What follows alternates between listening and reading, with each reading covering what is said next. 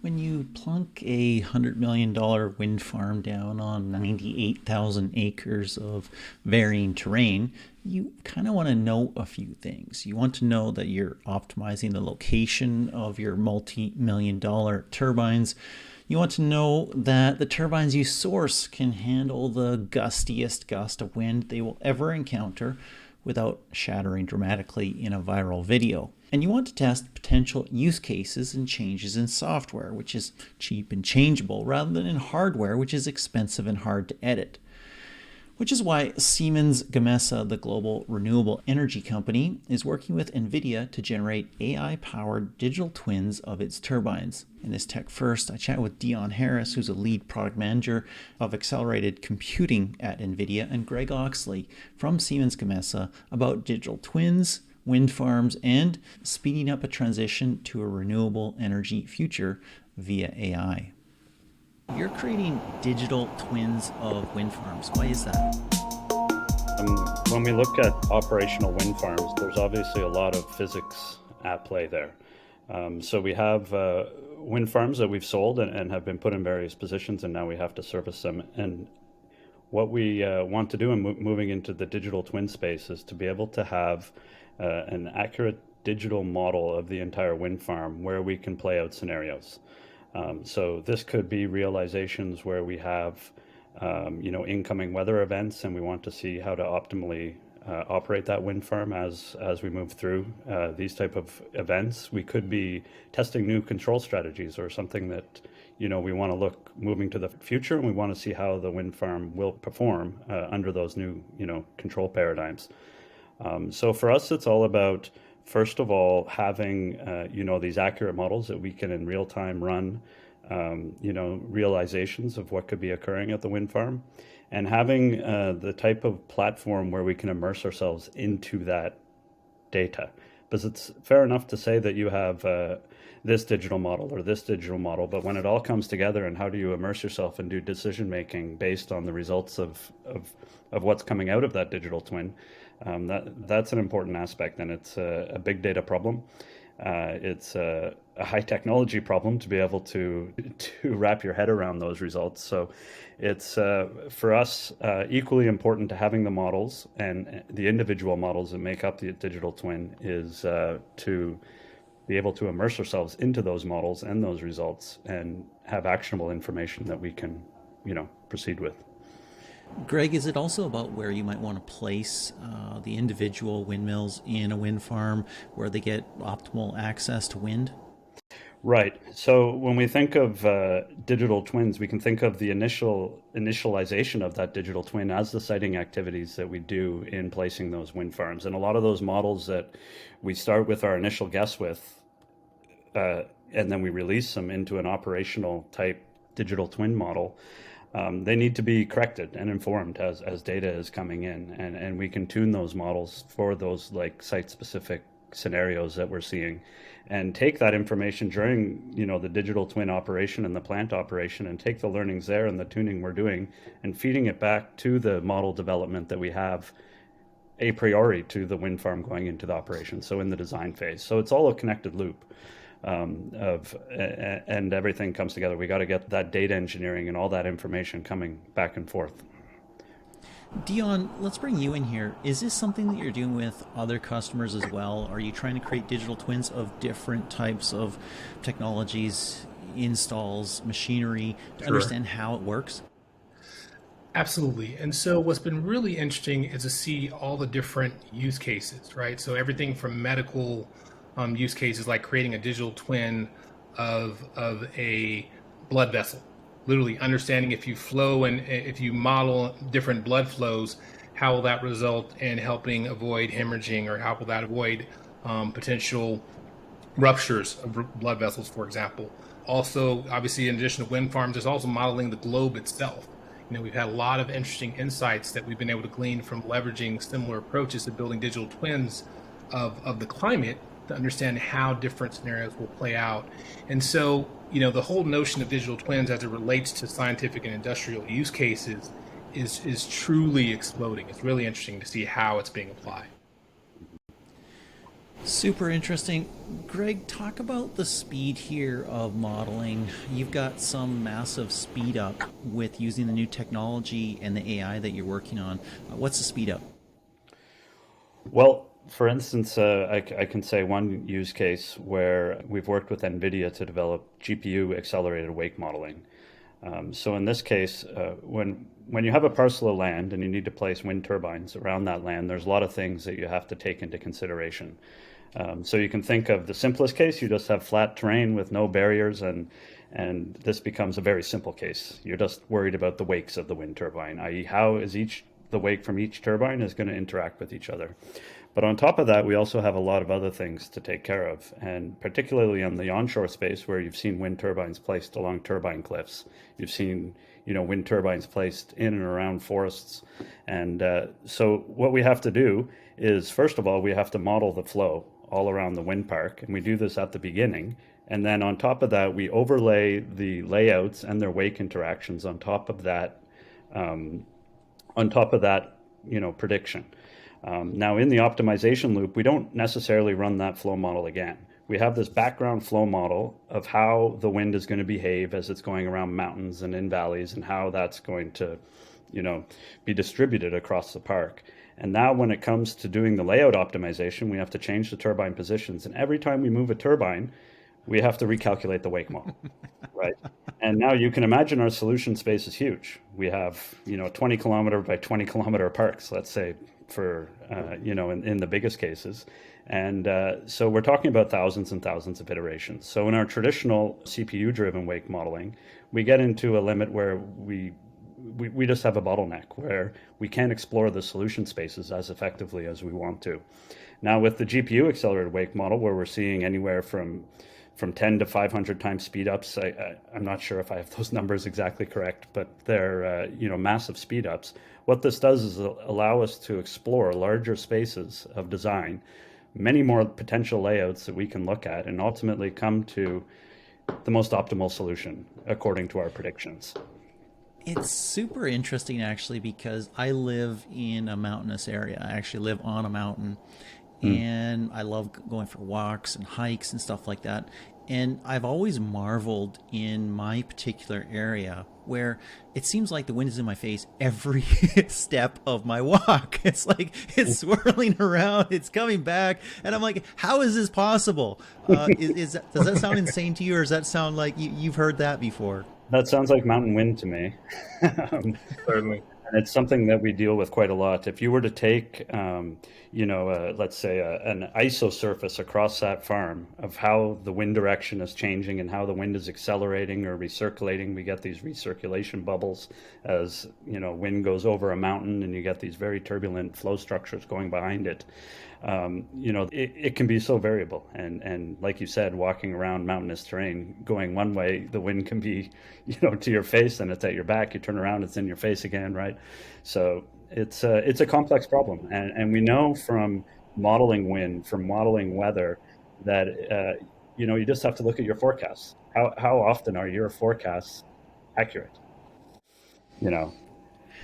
I'm sure you may have some complaints on that front. It's very difficult, and that's not to put down weather modeling or anything. It's a very difficult problem to solve, and this type of digital twin work that you're talking about in terms of modeling climate, for instance, or getting a better understanding of larger scale processes than we're looking at in wind farm design. It really takes that type of feedback between model and how it's performing compared to, what it's observing, and that kind of tuning and feedback and everything that really has a chance to drive down those errors. Right. Well, that's really interesting. And Dion, love to hear from you on this because Greg mentioned weather. And it's notoriously complex, as he mentioned, and notoriously difficult. But you've got something that you say, hey, makes predicting extreme weather events 45,000 times faster. Talk about that. Sure. Well, first, before I discuss that, I want to hit on a point that Greg mentioned, but I want to just drive home, which is sort of what's delivering the speed up. Today, it's really driven by AI, right? Leveraging different neural network approach, whether it's a physics-informed based approach or a data-driven based approach. That's what gives you sort of this real-time nature of being able to iterate and change these parameters real time, right? Because otherwise you would have to go and re-simulate this in a first principles based model using CPUs or GPUs. That will take a long time. And so because you're able to leverage AI, and in this case we use a platform that we call Modulus that allows us to build models based on physics as well as data-driven models. And of course you can use your simulation data to train and inform the model as well as inform data. So it's taking all these different inputs to come up with a fairly accurate real-time model. So then if I take that, and like I said, looking at the wind farm, that's a very complex system, right? When you talk about just the dimensions of that, and I'm not sure, I'm getting some feedback. I don't know if that's you or me, but we'll keep going. It's getting louder here. Okay, That's better. So there we go, yeah. Anyway, so like I said, as we take, the example of the wind farm, very complex system. Now, if you expand that by 1,000 times, 10,000 times, and you're modeling the Earth's climate, and when you understand all the sort of interdependencies, and when we say complex system, what we're really describing is something over here, and my hand is out and far to the left here, out of frame, affects something over here, which is, again, completely out of frame, but you get the idea, is that it's how do you model those interdependencies? And so what we've done is we've leveraged, our understanding of physics. And so there's very popular physics equations around, partial differential equations, which help you model that and the change across complex systems. And then we've also built in, the capability to use what are called Fourier neural operators. And so this is, again, a specific type of neural network that can use some physics to inform understanding of complex systems to then accelerate that and still deliver the accuracy. So now, that was sort of a wind up to kind of describe what we're doing on the climate side. So we announced something called ForecastNet, and this is something that's really exciting. And the thing about it, it's not just NVIDIA. We don't like to sort of make it sound like we're doing these things in a vacuum. We've worked with researchers at Berkeley Labs, Caltech, Purdue, Michigan, and Rice University to develop this network. And so what's really exciting about it is we've been able to simulate the climate. And so whenever you're looking at climate simulation, what's really important is resolution, right? And the reason why resolution is important because it gives you the amount of detail and accuracy by which you can build that forecast, right? So when you're talking about climate change or climate weather in general, and you say, okay, the Earth's climate went up by an extra 2 degrees, that's on a massive scale. But what you really want to know is how is that going to affect wildfires in California, right? Or how is that going to affect the flooding that's happening, in Sri Lanka, right? So it's about getting more specificity and granularity, the more resolution you can sort of impute in the model. So what we were able to do with ForecastNet, compared to sort of the state-of-the-art first principles-based simulations, we were able to improve the overall sort of performance per I'll call it node is the best way to describe it. So we were only using 22, GPU accelerated nodes, and we were able to deliver, the performance of roughly about 984,000 node seconds on a specific system that's out of EMEA. It's based on a platform called IFS. And so the reason why that's interesting is when you think about modeling climate, because the systems are so complex, you're also going to have significant load, whether you're looking at the actual carbon footprint or the energy that it takes to simulate those. And so it's really about how can you simulate, these massively complex environments, but in a very efficient way possible. Because if money was no object, if power was no object, you can just throw CPUs at it all day and you can get there. But because we're trying to do it in an intelligent way, AI is giving us some tools to model these very complex systems in a very efficient way, both in terms of time and energy efficiency. So it's really about how do you harness the power of AI to then, deliver the accuracy that you would have from your standard first principles based models to then give you that speed up in performance and overall efficiency. So long-winded answer, but hopefully that connects the dots between, like I said, how we get from sort of wind farms based simulations to AI to then looking at how that applies to the globe. That connected a lot of dots, but I'm still Yeah. stuck on these very popular physics equations, that were never picked last at the ballpark or never attended prom alone or something like that. But, I also want to know, like, what did you do? Were you running these models on your computer and then stopped because you had all this wind noise and all of a sudden stopped? What did you do to get better audio all of a sudden? It's back. I didn't do anything actually. Technology is still full of gremlins. It's There it okay, is. no Yeah, worries. I didn't do anything, but it stopped, and now it's back, and now it's gone again. Okay, no Uh, worries. Well, let's turn to Greg here. yeah. And Greg, I want to bring you back in. What is the real world impact of what you've been doing here? Obviously, you're using it to plan, to put the wind farms in place. Clearly, you're also using it to estimate what could happen maybe at different storms with wind speed, that sort of thing. We've seen the video of windmills tearing themselves apart, right? Those massive wings just flying apart. What are you getting out of it? Are you getting increased safety? Are you getting increased income? Better power generation? Well, yeah, all of the above, I would say.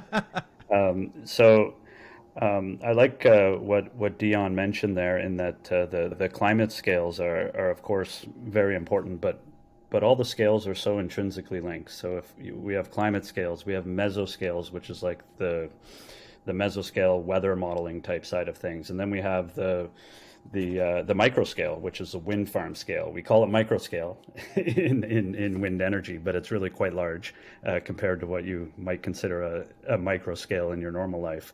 But what this allows us to do is, really get rid of the unknown. I remember, General Chuck Yeager, a famous test pilot who broke the sound barrier in the U.S. First. Yeah, the first one. He had he was a test pilot in California, and they had a lot of deaths, and they always feared. They called it the unknown. And I think the unknown is what we're always trying to mitigate, what we don't know, and put in the appropriate buffers to take care of that. But, that puts us in a non-ideal situation, right? We would rather clear that out and understand as best as possible the unknowns, and get to the true optimization instead of just adding buffers on top of everything, to get to a true understanding of how your wind turbine is performing in all expected situations, and be able to react when extreme situations are coming in, and be able to react in a way that's productive. And I don't mean just in producing energy. I mean, maybe shutting down your turbines and not producing energy, but doing that when it's necessary, and making the correct decisions based on models that you trust and are proven, to get to the optimal solution, whether it's in operations, whether it's in initially siting the turbines. That's the name of the game. Yeah. And That's really one thing I think challenging. I'll just add there, I think Go what's ahead. interesting about, in terms of real world impact, years ago, before I was even at NVIDIA, I worked at a utility company, right? And so I was a part of bringing renewable energy to the masses, and we were going to give customers an option to choose: do you want to buy renewable, or do you want to buy, your standard, coal or fossil fuel energy? And it wasn't just about the supply and the output, but it was truly about cost, right? And so, to the extent that these are going to help make this more attractive, that's what's going to drive adoption. It's not just about creating these technologies and assuming everyone will be willing to pay a higher price for renewable energy. So it's really about how can we drive down the cost to make them more cost competitive, and then increase adoption, right? Because right now we don't have a problem where it's, we can't produce enough wind energy. It's really, can you produce enough at the right cost? Yeah. And technology is moving so quick right now, like the digital twin technology, and on the cloud, and the type of computing resources that we have access to, and the type of AI modeling that we can have to supplement the physics-based modeling. And to kind of, I guess it's changing so quickly in a big organization like Siemens Gamesa or Vestas, like the big OEMs. It's difficult to react with that, and traditional tools are sticky. The traditional things we use, and the engineers that have been there for a long time Habits. are really, a bit stuck in the way we have been. And to accelerate and drive through this digital transformation, it's really difficult, because the user adoption part of it is so key and so difficult, because I'm an engineer too. I love my tools, but we really have to, in order to accelerate this, we really have to do something about inserting new tooling, and new methods into engineering workflows. It's not just about developing new technology, it's about the adoption of that technology. And that is a big challenge, I can tell you, across any industry. I have experience in aerospace, in energy, we see it everywhere. Couldn't agree more. What you were talking about earlier was the unknowns, which for Chuck Yeager was when they were before they broke the sound barrier, they were wondering, could material last? Would it fly apart? Would it stay together? Would the plane still Yeah. function over the sound barrier? But Yep. that brings to mind the issue. Look, there are known knowns, there's known unknowns, and there's unknown unknowns, and those are usually the most dangerous ones. You're not even thinking about them, but they could totally get you. Now, you're using modeling to predict what will happen. How do you connect that model to the real world and ensure that it's increasingly tied to the real world? Because if your model's off and you think, oh, we're going to be 100% fine during a wind of 200 kilometers an hour, no problem whatsoever, keep the turbine going, right?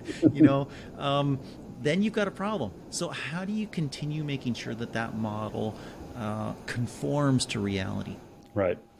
So I can give an example from let's say first principles physics-based modeling, where let's say we have a CFD model, and we have across a wide range of sites we've run it, and then we know what's happening operationally, in the wind farm after it's been built. So we've run it a priori in the design, and then it's been run afterwards. So we can do benchmarking, and we call this like our continuous improvement. So what we're looking at is let's say in this case, if we're talking about quantity of wind and the potential power output of a wind farm, we have our a priori prediction, we have our wind modeling models, physics-based, that got us to an AEP prediction, and then we have what's really happening in the field. So we're always benchmarking back and forth, and actively, like in CFD, for instance, you can tune constants, for instance. So you're actively always in a physics-based model, turning the knobs that you need to get across a wide range of parts, let's say the least error with what's actually happening in the field.